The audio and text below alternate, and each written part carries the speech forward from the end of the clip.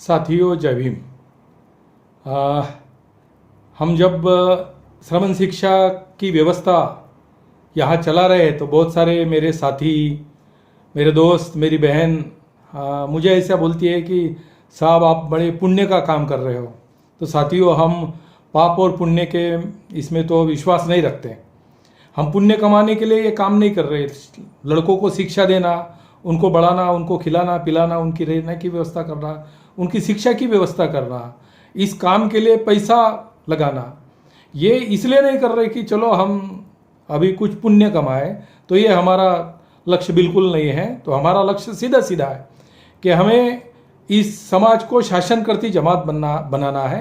और शासन करती जमात यदि बनाना है तो हमारे समाज में लीडर्स तैयार होने चाहिए। शिक्षा के क्षेत्र में, प्रज्ञा के क्षेत्र में डॉक्टर बाबा साहब आम्बेडकर जी ने बोला था कि भाई जो भी पढ़ा लिखा इंसान है, जो लड़का है जो पढ़ना चाहता है, वो पढ़ के इतना बड़ा हो जाए कि वो राज सिंहासन की ऊंचाई पे, सबसे बड़ी ऊंचाई जहाँ पे है वहाँ पे बैठना चाहिए, वहाँ पे वो विराजमान होना चाहिए। इतनी उसने पढ़ाई करना चाहिए। यहाँ की जो सरकार है, यहाँ का पंतप्रधान है, यहाँ का राष्ट्रपति है, यहाँ की संसद है, यहाँ की विधानसभा है, या फिर यहाँ का प्रशासन है, उन सबको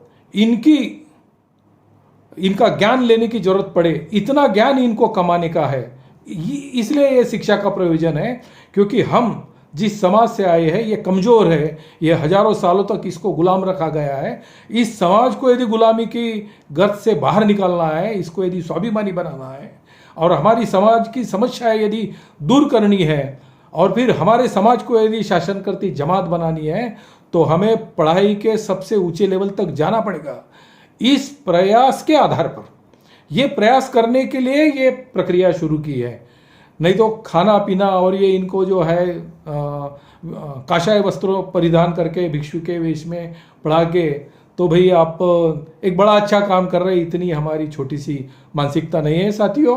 और ये जो प्रक्रिया है, ये जो विषय है, ये जो सब्जेक्ट है शिक्षा का विषय, ये मेरे अकेले का नहीं, ये समाज का विषय है।